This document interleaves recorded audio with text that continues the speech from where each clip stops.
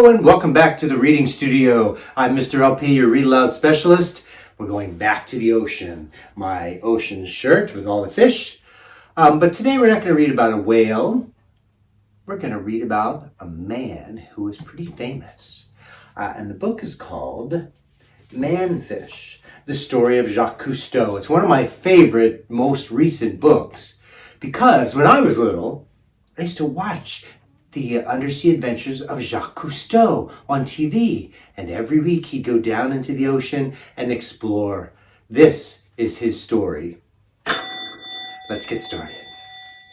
Manfish, the Story of Jacques Cousteau, by Jennifer Berne, illustrated by Eric Puybaret. It's a French name, and I hope I didn't mess it up. Manfish, the Story of Jacques Cousteau. Bubbles rising through the silence of the sea, silvery beads of breath from a man deep, deep down in a strange and shimmering ocean land of swaying plants and fantastic creatures. A manfish swimming, diving into the unknown, exploring underwater worlds no one had ever seen and no one could ever have imagined. Our story starts many years before, in France, with a little baby boy born under the summer sun. His parents named him Jacques. From the very beginning, little Jacques loved water, the way it felt on his hands, his face, his body. And water made him wonder. He wondered why ships floated, and why he floated, and why rocks sank. One day, Jacques read a story about a man who hid underwater by breathing through a long tube. Jacques tried it and discovered it was impossible. He dreamed that someday he would be able to breathe underwater for real. At night, Jacques dreamed he could fly with the birds among the clouds, with his arms stretched out like wings. Jacques spent his days playing, experimenting, and creating. He wrote little books that he illustrated with his own drawings, and he was fascinated by machines. He studied blueprints and built a model of a crane that was as tall as he was, and actually worked. Movies fascinated Jacques too. He wanted to know how they were made, how the cameras worked, and how chemicals made pictures appear on the film. Jacques saved his allowance penny by penny until he had enough money to buy a small home movie camera. The first thing he did was take it apart and put it back together.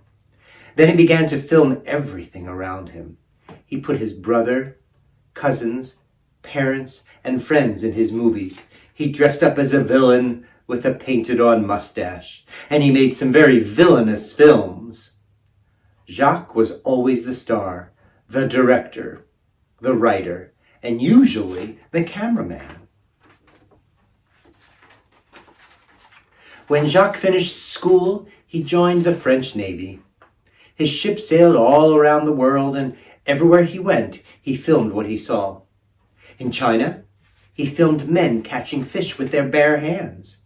They held their breath underwater for many minutes.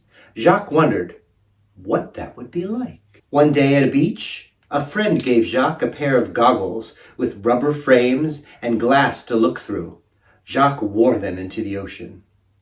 Beneath the water, he was surrounded by silvery green forests of sea plants and fish he had never seen before.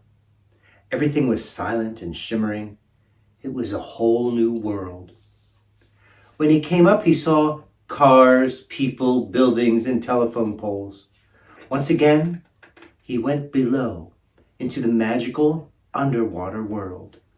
At that moment, Jacques knew his life was changed forever. His eyes had been opened to the wonders of the sea. Jacques and his friends Philippe and Didi began to dive together. They experimented to see how long they could stay underwater and how deep they could go. Jacques created a waterproof case for his camera to film the amazing kingdom he and his friends were exploring beneath the surface. They made rubber suits to keep themselves warm and flippers to help them kick better. But Jacques wanted to stay down longer than just one breath at a time.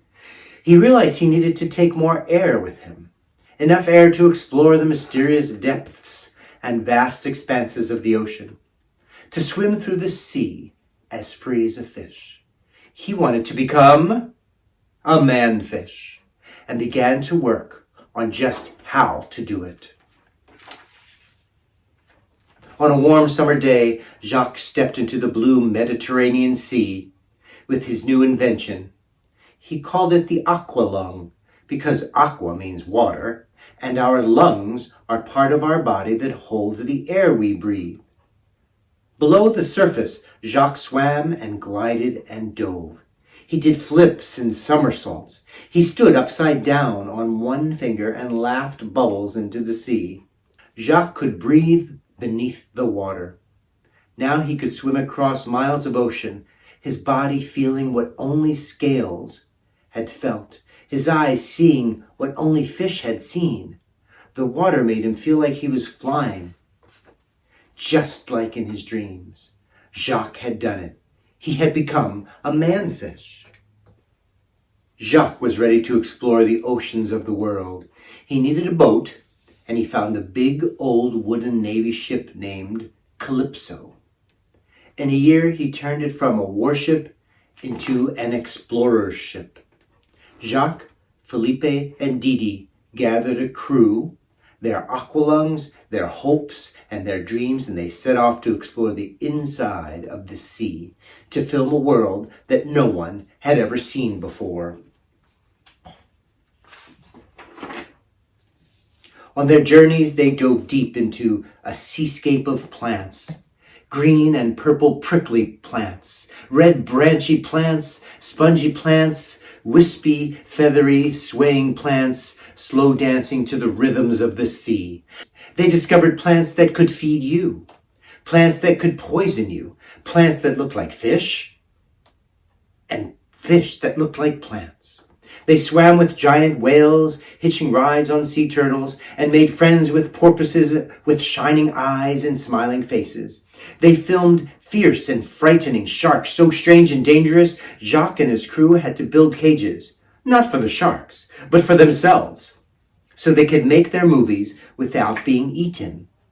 Their cameras captured camouflage scorpion fish, ugly as toads with poisonous spines, dorados, brilliant shining fish that glowed the colors of emeralds, sapphires, and rubies, checkerboard fish with red and white checks from head to tail.